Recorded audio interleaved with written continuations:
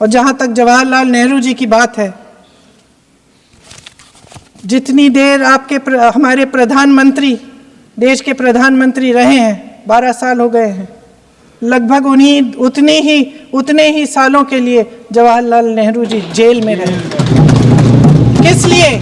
इस देश की आज़ादी के लिए। उसके बाद 17 साल के लिए प्रधानमंत्री रहे। आप बड़ी आलोचना करते हैं इनकी, लेकिन अगर इन्होंने इसरो नहीं बनाया होता तो आज आपका मंगलयान नहीं होता। अगर DRDO नहीं बनाया होता तो तेजस नहीं बनता। अगर IIT और IIM नहीं बनाए होते तो हम आज IT में आगे नहीं होते। अगर एम्स नहीं बनाया होता तो हम कोरोना की जब बड़ी चुनौती का सामना कैसे करते? हाँ, वही बना कुछ भी। इसका मतलब है इस मुद्दे का जवाब नहीं है आपके पास। अगर इन्होंने BHEL, गेल, सेल, भाखड़ा नंगल ये सब नहीं बनाया होता जो आप सब बेच रहे हैं, तो ये विकसित भारत कैसे बनता? और मत कहिए बाकी। पंडित जवाहरलाल नेहरू इस देश के लिए जिए। सुन लीजिए, बेच लो यार, बाकी भी बेच देंगे। पंडित जवाहरलाल नेहरू इस देश के लिए जिए और देश की सेवा करते करते उन्होंने दम तोड़ा। फिर भी सुन लीजिए, मेरी एक सलाह ले लीजिए। सर, मैं आपके माध्यम से सलाह दे रहे हैं, अब छोड़ना नहीं।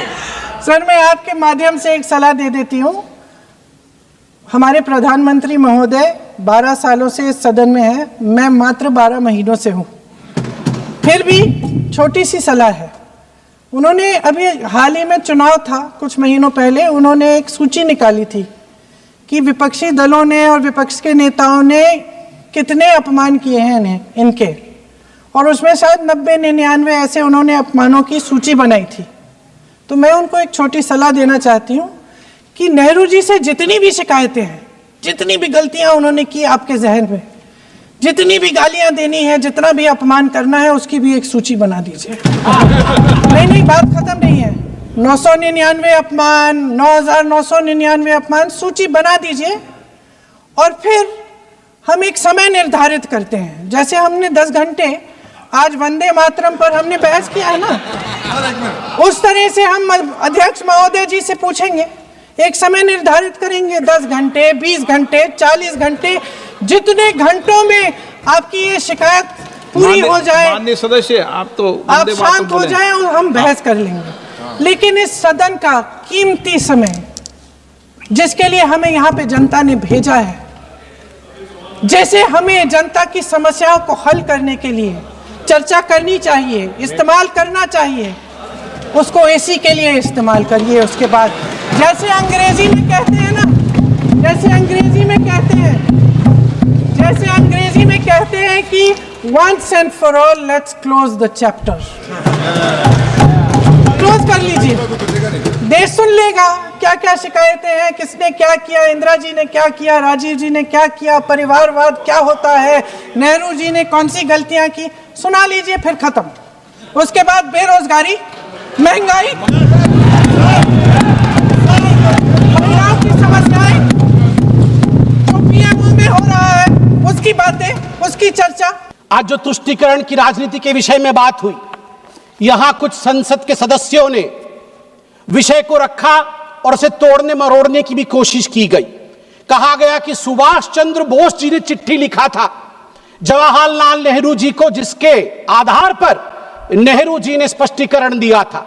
मैं कहना चाहूंगा कि सुभाष चंद्र बोस जी ने चिट्ठी नेहरू जी को इसलिए लिखा था क्योंकि CWC कांग्रेस वर्किंग कमेटी की जो मीटिंग कलकत्ता में अक्टूबर 1937 में होने वाली थी 26 तारीख को, उससे पहले 9 अक्टूबर को उसका एजेंडा आया था।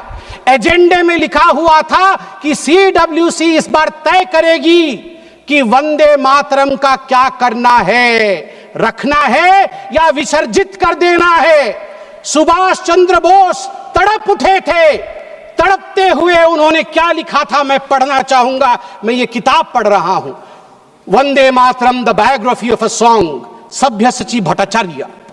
और इस किताब में लिखा है, while writing to you, Subhash Chandra Bose लिख रहे हैं, while writing to you, I also plan to write to Jawaharlal ji, ये टैगोर जी को लिख रहे हैं। Discussions are ongoing in the Congress circles on the subject of Vande Mataram. On 26th October 1937, Congress Working Committee at their meeting in Calcutta will address the issue. Perhaps the committee will decide to discard the song. I do not know your opinion in this matter, and that is why I write to you. In Bengal and among Hindu outside of Bengal, great excitement has been caused, and I write to you to know what you feel. ये सुभाष जी ने लिखा।